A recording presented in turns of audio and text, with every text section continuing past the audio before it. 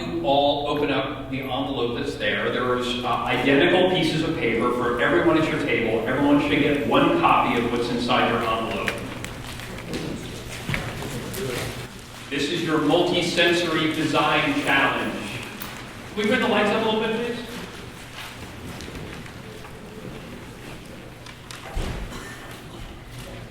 So we're asking you, you're only going to have 10 minutes to do this, okay? It's a rapid fire assignment, okay? Think about the anniversary of the first moonshot, okay? That's what we're going to ask you to think about. And I'm going to talk more about this in a second, but let me share with you some music and sound that I hope will inspire you. So I'm talking about sonic mood boards. Think about the story points that are available when you're talking about moonshot, moon landings, okay?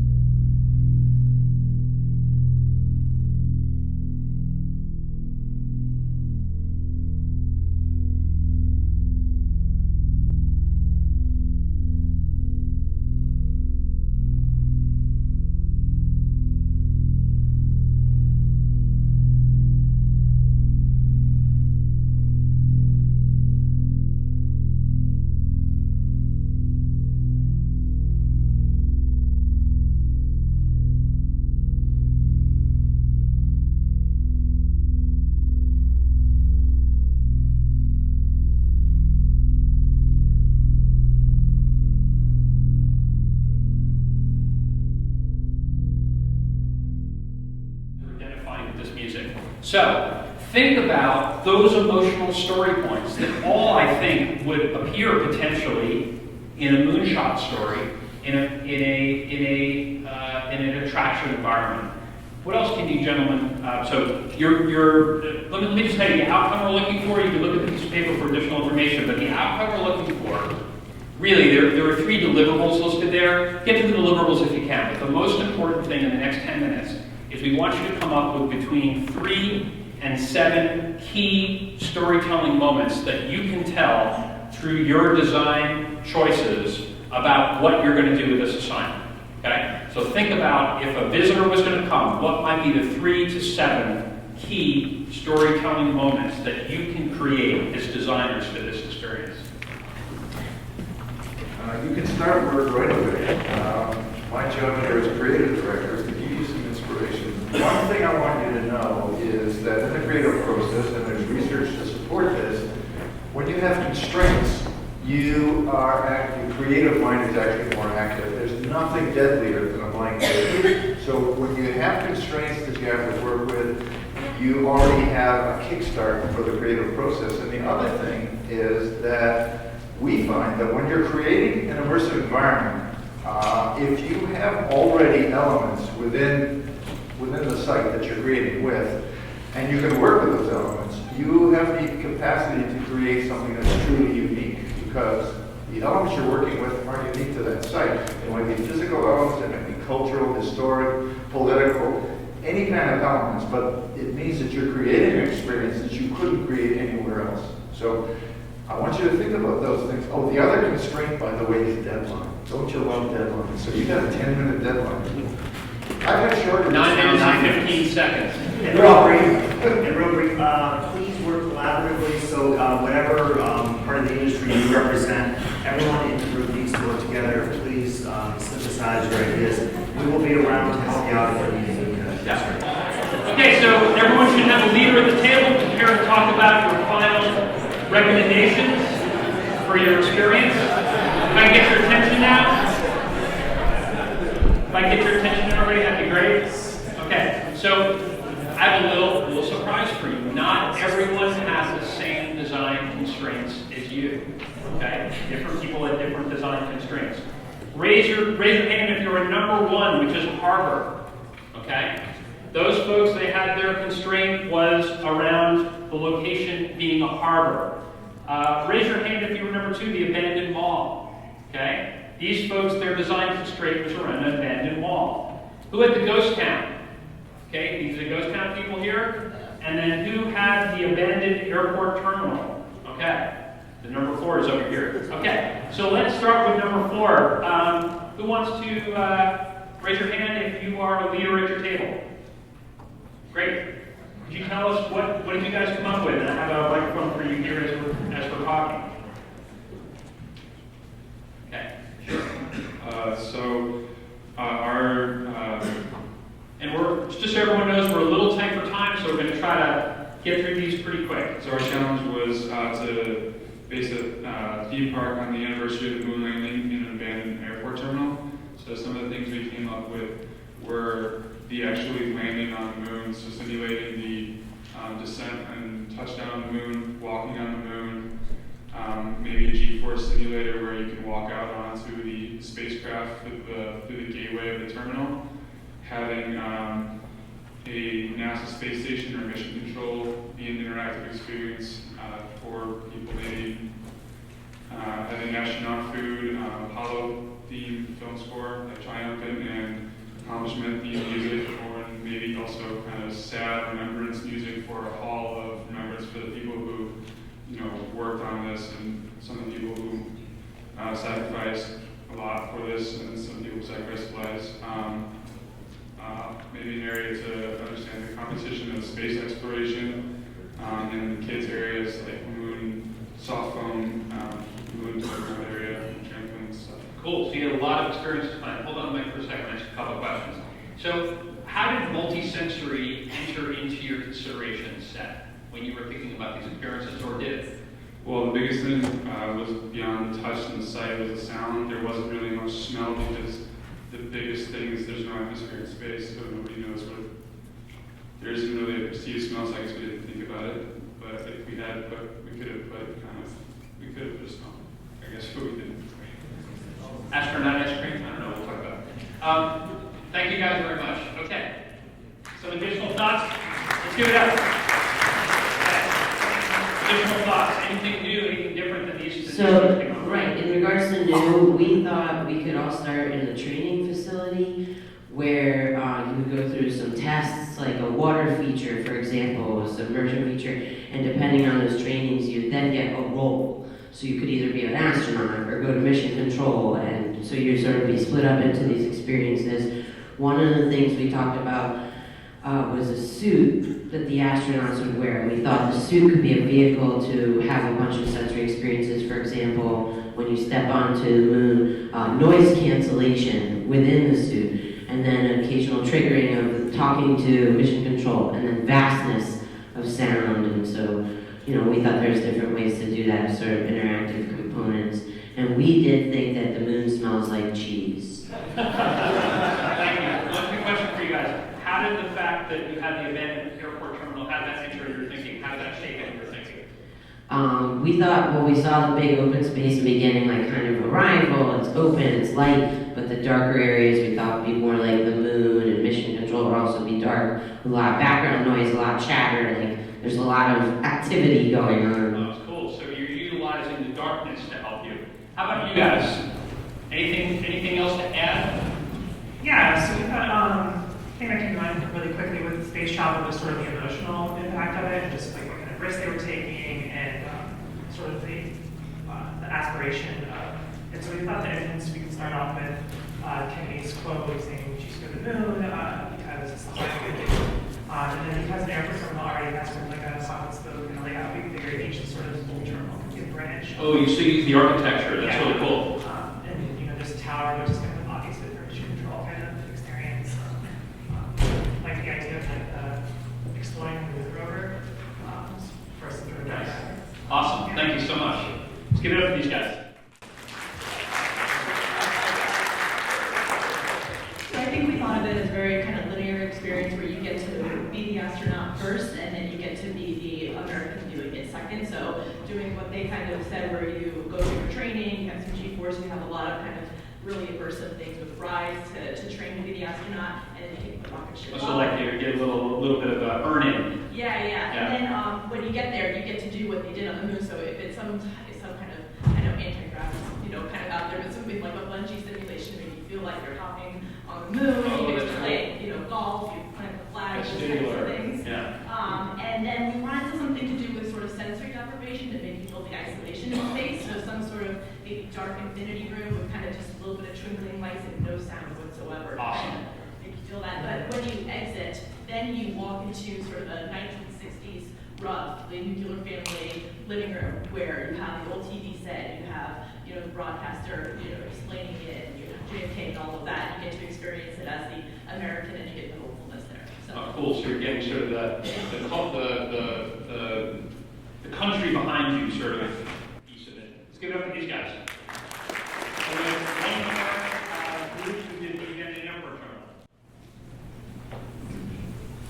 A lot of the same or similar ideas to what we've already heard, but we also, one that sort of stood out to us, I believe, was using that anticipation of queuing and the anxiety associated with prepping for a launch into outer space, and then the launch itself being in a tight, cramped, very loud, very motion-filled, probably smells that might not be normal for us.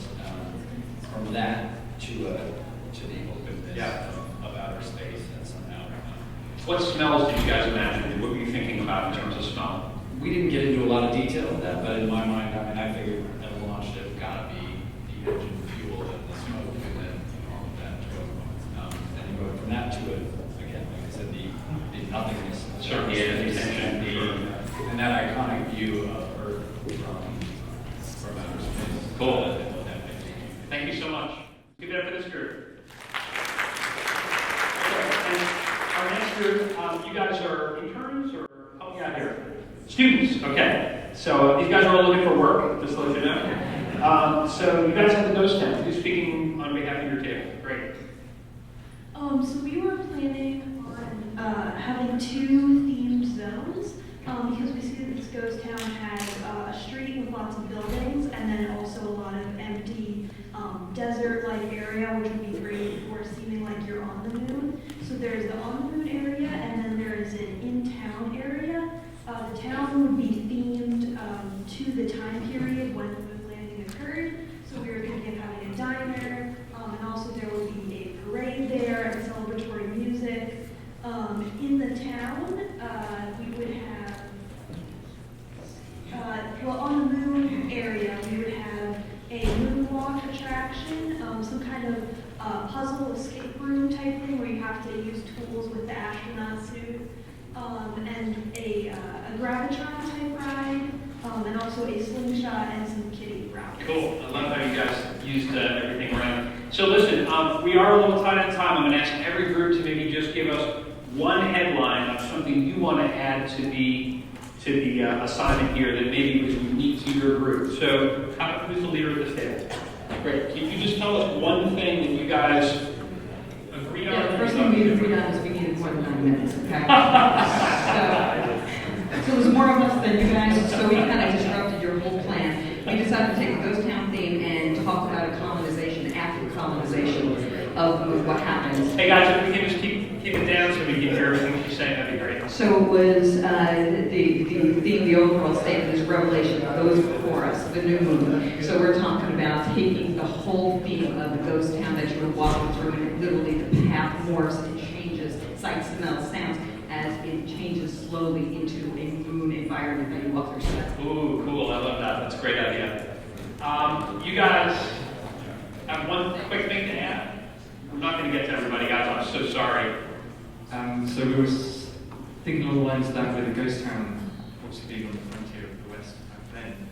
There's obviously a comparable with then the space race and the frontier of space. So there's both from a culture and a technology and logic. Excellent. Let's give it up to these guys. I'm gonna jump to the next, town abandoned mall. Can you, let's stick to, what do you think was different about doing this with an abandoned mall that led you to some point that would be helpful for everyone else to hear about? Well, I'd have to say that we were more, not terribly intentional in our use of the abandoned mall. We never discussed it. But I think we naturally thought in terms of rooms and smaller places. So we thought about a big experience, and we thought about a couple of medium-sized experiences, and then we thought about much smaller experiences that could be in the smaller spaces. And our overarching theme was one small step for man. So we're currently looking at what's one small step you can take, so we keep you moving forward. Oh, super cool. So that became the theme, was the one small step. That's fantastic. So let's grab somebody with a different design challenge, or you guys also had them all. Excuse me 1 second. Just we're out of time. They're giving us the wrap up. Who at the harbor who wants to talk? Can you give us some kind of a sense of something different that came out of the harbor? Well, with the harbor, definitely we had some challenges with that on what to do with the space. But the three things that we came up with was using the dock area for some type of blast off experience, so they got to experience the fuel, the smoke, the heat, especially. And also utilizing, like, how do you duplicate or replicate the experience of being on the moon. So it's an underwater immersion, something where you could tie into the weightlessness and the lack of sound, etc. So That's great. So literally using the water. Using the water. That's fantastic. As part of the experience. Okay. One last note, and we'll do a quick wrap up. You guys got something? Sure. We had a couple, we were in the harbor as well, but having some themed areas, the same as in the launch pad, and then we can have a read-through area with the ride that would go into the water, like the capsule was read-through. Rides, we would have the VR dark ride with the launching, return, all that, and the G-Force ride, the drop ride with your G-Force, and then we want a restaurant in there, and actually we'll call it transport, they serve freeze-dried foods and all that stuff. Nice. Somehow you have to work in a confined space with a little bit of body. Great. Hey, everyone, give yourselves a round of applause, first of all. I'm sorry we didn't get to read access to everybody, but they are kind of giving us the sign, and it's time to wrap up. Scott and Gord, if you guys can just tell us what things you heard were the most remarkable that you felt that you wanted to wrap up with. Oh, well, I mean, we're really short on time, so I just appreciate just the creativity and the openness and the fact that some of you talked about multi-sensory components, role-playing, moods, remembrance, and so just, great job all around. Yeah, great job using the multi-sensory ideas, guys. It seemed like it did trigger some ideas. Anything you want to wrap up with, Gord? Yeah, there were two things. I think that whole discussion of smell was great. Somebody said, one of the tables said, well, it doesn't smell in outer space. True, but in a space capsule, well, I mean, seriously. So I thought that was good. And then the other one about going through the dark passage, getting into the launch capsule where everything is so intimate. So you've got smells, you've got sounds, you've got God knows what. And then suddenly, contrast outer space. So this is an architectural thing. When you go through a confined space, it's going to get into a broad space. But in this particular example, it's an extreme example. So I thought that was good. You all did a great job. Thanks so much for being here. Really appreciate it.